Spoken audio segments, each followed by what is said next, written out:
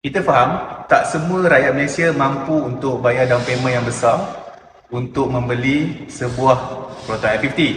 So kita nak bagi package mampu milik untuk rakyat Malaysia yang bekerja di Johor dan Singapura. Package zero deposit, zero bayaran muka untuk Proton X50 version terbaru, X50 FL. Kita faham tak semua rakyat Malaysia mampu untuk bayar 10% down payment, lingkungan 9 ke 10 ribu ringgit. Agak besar tu.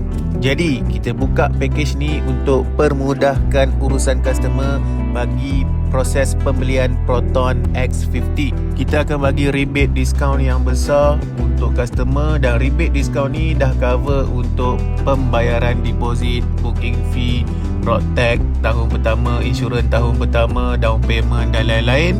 So, disebabkan itu, customer tak perlu bayar 1 sen pun untuk bayaran muka, bayaran deposit ataupun down payment.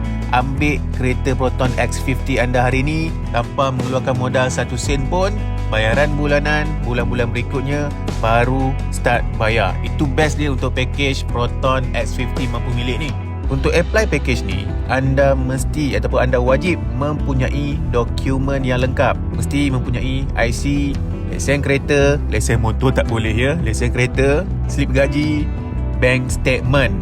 Gaji tak boleh cash, gaji mesti masuk bank. So bank statement diperlukan.